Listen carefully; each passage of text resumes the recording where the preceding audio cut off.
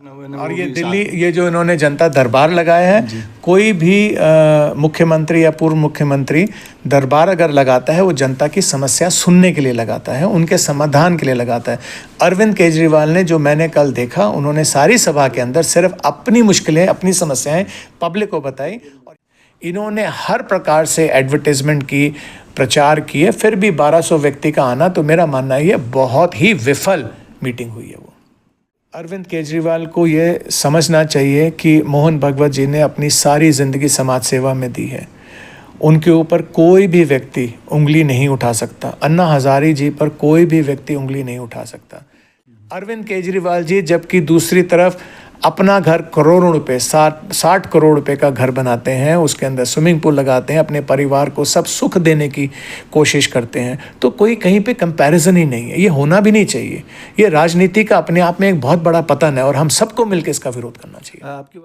मुद्दा ये है कि अरविंद केजरीवाल ने हर बार जो बात बोली, झूठ बोली और अपनी बात पे कभी खरे नहीं उतरे। ये मुद्दा सिर्फ इस बात का है कि वो आदमी झूठा है और सबको धोखा देता है। कानूनी प्रतिक्रिया होती है। राजनीति में रहते हुए आपके ऊपर विभिन्न प्रकार के आरोप लगते हैं। कानूनी प्रतिक्रिया के तहत अगर आप क्लीन हो जाते हैं, अगर आप वो केस के अंदर कुछ नहीं मिलता है, तो आप पाक साफ हैं।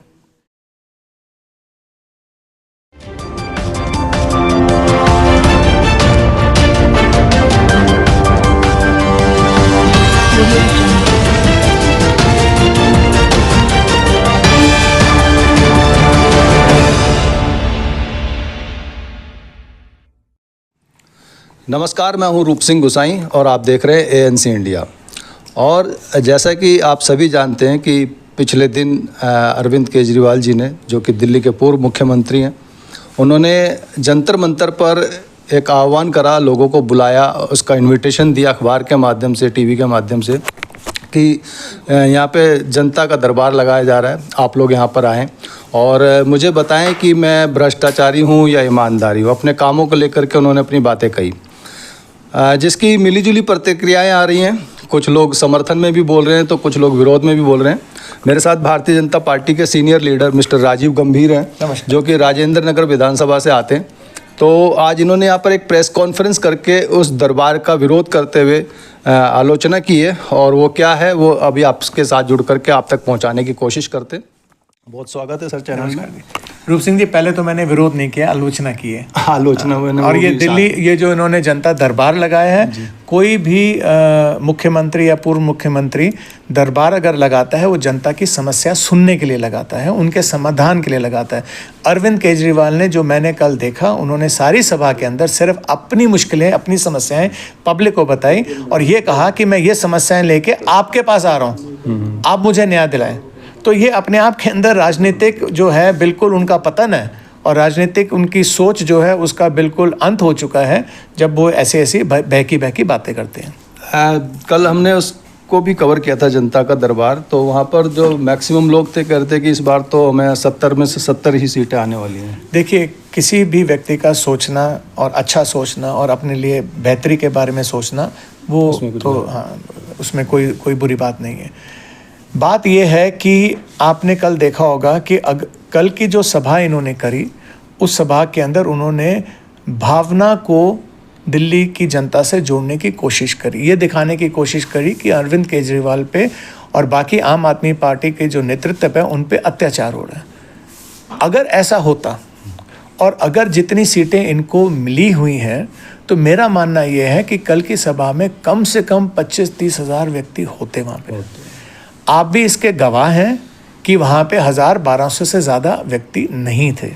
मैं बहुत छोटा कार्य करता हूँ, लेकिन आपको बताऊँ कि अगर क्षेत्र के अंदर, दुख सुख के अंदर, ये तो फिर भी मुख्यमंत्री रहे 3 बार के, दुख सुख में समाज में अगर आपकी रखी रखाई है, तो आपके ऊपर अगर कोई दुख समस्या संकट आती है और आप आह्वान करते हैं लोगों को आने के लिए, तो 500,000 आदमी दिल्ली में तो वैसे ही आपके साथ जुड़ जाता है। इन्होंने हर प्रकार से एडवर्टाइजमेंट की, प्रचार किए, फिर भी 1200 व्यक्ति का आना, तो मेरा मानना है ये बहुत ही विफल मीटिंग हुई है। वो मतलब सफल नहीं कह सकते उसको, असफल ही रहा वो। तो अभी जैसा कि वो मोहन भागवत जी से 5 सवाल कर रहे थे, उसको लेकर के भी आपने उल्टा उनसे 5 सवाल पूछे। हाँ, मैंने उनसे 5 सवाल पूछे हैं और बल्कि मेरे को तो इस बारे में भी दुख है कि अतुल्य मोहन भगवत जी से जो अरविंद केजरीवाल जी सवाल पूछ रहे हैं, अरविंद केजरीवाल को ये समझना चाहिए कि मोहन भगवत जी ने अपनी सारी ज़िंदगी समाज सेवा में दी है। उनके ऊपर कोई भी व्यक्ति उंगली नहीं उठा सकता। अन्ना हज़ारे जी पर कोई भी व्यक्ति उंगली नहीं उठा सकता। अरविंद केजरीवाल जी खाम अपना कद ऊंचा करने की कोशिश कर रहे हैं। वो कंपैरिजन कर रहे हैं, वो कंपैरिजन करना चाहते हैं, एक संज्ञान बनाना चाहते हैं, एक नैरेटिव क्रिएट करना चाहते हैं। वो ये चाहते हैं कि मोहन भगवत जी के लेवल पे मैं खड़ा हो जाऊं, वो कभी संभव नहीं है। मोहन भगवत जी तो अपने घर में घर का त्याग, परिवार का त्याग, सब प्रकार के त्याग कर चुके हैं। अरविंद केजरीवाल जी जबकि दूसरी तरफ अपना घर करोड़ों रुपए 60 करोड़ रुपए का घर बनाते हैं, उसके अंदर स्विमिंग पूल लगाते हैं, अपने परिवार को सब सुख देने की कोशिश करते हैं। तो कोई कहीं पे कंपैरिजन ही नहीं है, ये होना भी नहीं चाहिए। ये राजनीति का अपने आप में एक बहुत बड़ा पतन है और हम सबको मिलकर इसका विरोध करना चाहिए। आपकी बात बिल्कुल ठीक है, कंपैरिजन नहीं होना चाहिए। लेकिन अभी बोला कि भाई उनका 60 करोड़ का घर या जो मुख्यमंत्री आवास, तो वो तो जब तक मुख्यमंत्री हैं तब तक है। उसके बाद जो भी दूसरा आएगा, चाहे हो सकता है आगामी उसमें भाजपा का हो, तो उसके लिए भी रहेगा। देखिए अभी कितना पैसा प्रधानमंत्री जी के निवास स्थान पे लगा है, कितना पैसा किसी और प्रदेश के मुख्यमंत्री के निवास स्थान पे लगा। मुद्दा ये नहीं है। मुद्दा ये है, एक व्यक्ति ये बोल के आया था कि मैं किसी प्रकार का भी ऐसी व्यवस्था नहीं लूँगा जिससे एक्सचेकर का पैसा इस्तेमाल होगा। उन्होंने ये भी कहा था कि मैं 2 कमरे का मकान लूँगा। वो सब बातें झूठ होती नज़र आ रही हैं। ये बात जो हम चर्चा कर रहे हैं, ये मुद्दा पैसा खर्च हुआ नहीं हुआ उसका है ही नहीं। मुद्दा यह है कि अरविंद केजरीवाल ने हर बार जो बात बोली झूठ बोली और अपनी बात पे कभी खरे नहीं उतरे। ये मुद्दा सिर्फ इस बात का है कि वो आदमी झूठा है और सबको धोखा देता है। आपने अगर अन्ना हज़ारे जी के वीडियोस भी सुने होंगे या उनकी जो चिट्ठी लिखी गई है पहले अरविंद केजरीवाल तो कहते हैं कि मेरी ज़िंदगी का सबसे बड़ा भूल है। हाँ, सबसे बड़ी भूल है। तो मुद्दे ये हैं कि अरविंद केजरीवाल अपने आप में एक बड़ा विचित्र एक व्यक्ति है और सिर्फ झूठ बोलता है और एक ड्रामेबाज के अलावा कुछ नहीं है। एक सवाल और मेरा, जो कल जनता का दरबार केजरीवाल साहब ने लगाया, तो आज उसके ऊपर जो उनके शीर्ष नेता संजय सिंह, उन्होंने उन 5 सवालों को फिर से दोहराते हुए कहा कि भारतीय जनता पार्टी के शीर्ष नेता, चाहे उसमें माननीय प्रधानमंत्री मोदी हों, जिन लोगों के लिए वो चिल्ला के कह रहे थे कि भ्रष्टाचारी, वो अदर्स पार्टी के लोग, और वो उन्होंने भाजपा ज्वाइन कर ली, तो क्या वो लोग भ्रष्टाचारी नहीं रह गए उसके बाद? देखिए, मैंने आपको इसका पहले भी जवाब दिया कि कानूनी प्रतिक्रिया होती है। राजनीति में रहते हुए आपके ऊपर विभिन्न प्रकार के आरोप लगते हैं। कानूनी प्रतिक्रिया के तहत अगर आप क्लीन हो जाते हैं, अगर आप वो केस के अंदर कुछ नहीं मिलता है, तो आप पाक साफ हैं। आज की तारीख में अरविंद केजरीवाल के ऊपर भ्रष्टाचार के बहुत संगीन आरोप हैं। भ्रष्टाचार के आरोप बहुत लोगों पे लगे। आपको ये भी याद होगा कि जब 2019 के चुनाव थे या 2014 के चुनाव थे या 14 से पहले भी, तो हमारे भारतीय जनता पार्टी के शीर्ष नेतृत्व पे बहुत संगीन आरोप लगे थे। इससे भी ज़्यादा संगीन आरोप लगे थे, हत्या के आरोप लगे थे। लेकिन आप चुन के आए और कोर्ट से आपको क्लीन चिट मिली। ऐसे ही राफेल की भी कोर्ट से क्लीन चिट मिली।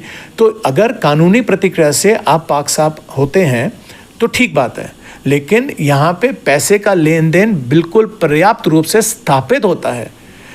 गोवा के चुनाव हो, चाहे पंजाब के चुनाव हो, चाहे आम आदमी पार्टी के दिनचर्या हो, उस पर हर रोज़ पैसा खर्च करना, पोस्टरबाजी करना, प्रचार करना, वो सब पैसा आया कहाँ से? वो सब भ्रष्टाचार का एक सिस्टम है।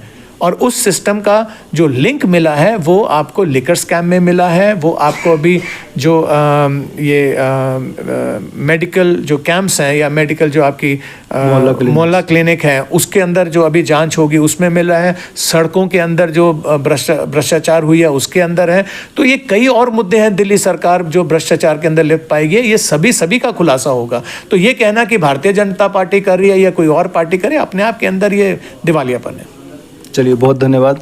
तो ये थे मिस्टर राजीव गंभीर, और आज की इस पूरी बातचीत को लेकर के आपके जो भी सुझाव हों, जो भी विचार हों, हमारे साथ ज़रूर साझा कीजिएगा। इसी के साथ मैं रूप सिंह गुसाई आप सभी से अनुमति चाहता हूं। जल्द मिलूंगा, तब तक आप अपना बहुत ख्याल रखिएगा। नमस्कार, धन्यवाद, जय हिंद, जय भारत। जय हिंद, धन्यवाद।